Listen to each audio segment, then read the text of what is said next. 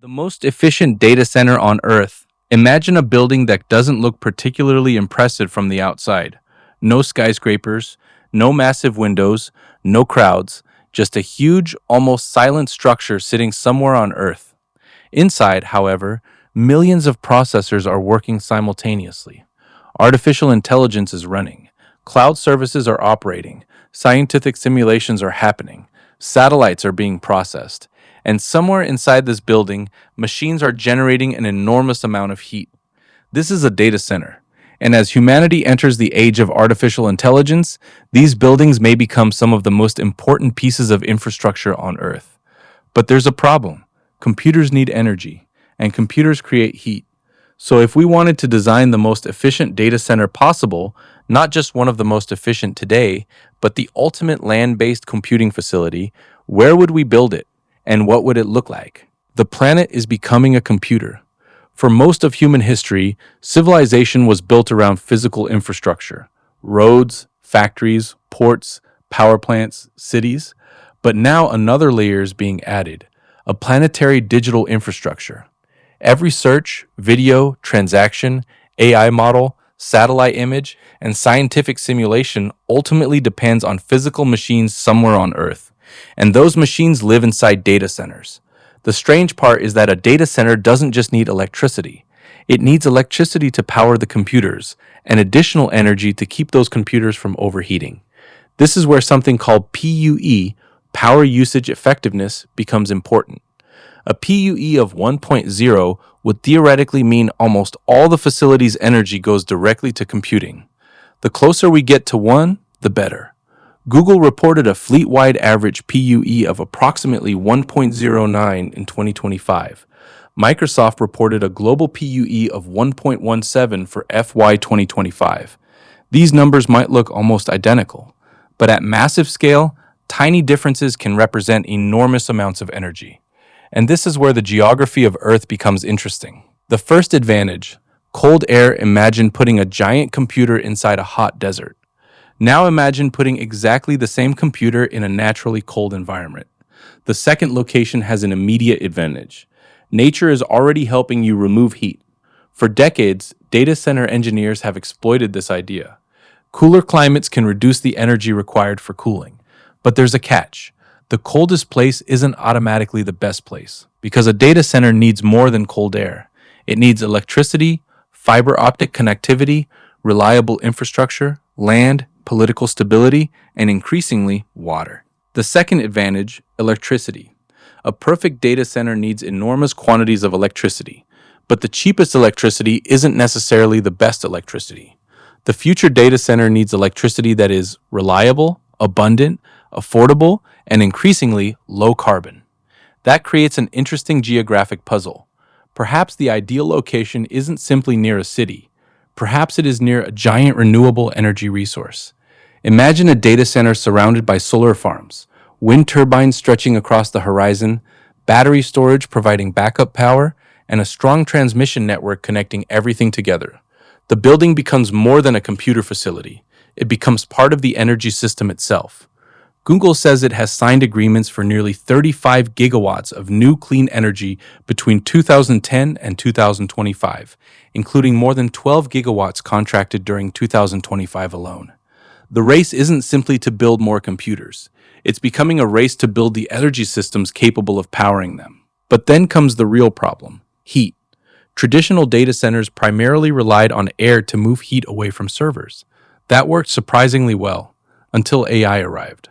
Modern AI hardware can concentrate enormous amounts of computing power into relatively small spaces. More computing means more electricity. More electricity means more heat. And suddenly, air isn't enough. The industry is moving towards something much more interesting: liquid cooling. Instead of trying to move heat through enormous volumes of air, engineers can bring liquid much closer to the source of the heat: the processor. Microsoft, for example, has deployed closed-loop liquid cooling systems designed to circulate coolant continuously. Its newer AI infrastructure is being designed around extremely high compute density. The idea is simple: don't fight the heat, move it efficiently. The data center that doesn't waste water. Cooling creates another problem: water. Traditional evaporative cooling can consume significant amounts of water, and a data center located in a water-stressed region could create a serious environmental conflict. So the ultimate data center may need to almost completely separate cooling from freshwater consumption. Closed-loop liquid cooling is one possible solution. The liquid circulates, it absorbs heat, the heat is removed, the liquid returns, and the cycle repeats. Microsoft says more than 90% of its data center capacity uses closed-loop liquid cooling, with water used for the initial fill and continually reused without evaporation losses. That changes the equation dramatically.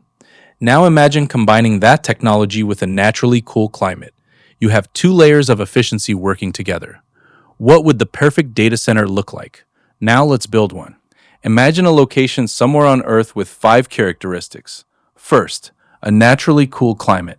Second, abundant renewable electricity. Third, a stable, high-capacity power grid. Fourth, excellent fiber optic connectivity. And fifth, very low water stress. Now build the facility partially underground or heavily insulated. Cover the surrounding land with renewable generation. Use batteries and grid-scale storage to handle fluctuations. Use direct-to-chip liquid cooling for the AI hardware. Run the cooling system as a closed loop, and don't stop there.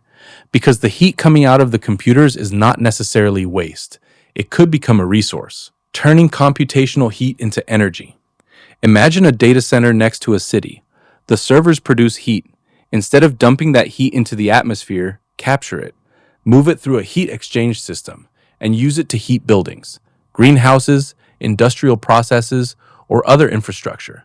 Suddenly, the data center isn't simply consuming energy, it's becoming part of a larger energy ecosystem. Electricity goes in, computing happens, heat comes out, and the heat is used somewhere else.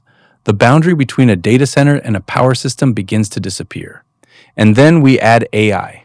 Here's where it gets really interesting. The machines inside the data center are running artificial intelligence, but AI can also help operate the data center itself. It can predict workloads, move computing resources, optimize cooling, identify inefficient equipment, schedule workloads around energy availability, and potentially shift flexible computing toward periods when renewable electricity is abundant. So the infrastructure becomes self-optimizing. The computer is helping run the computer. There is no single perfect location, but here's the important part. There probably isn't one magical location on Earth that wins every category.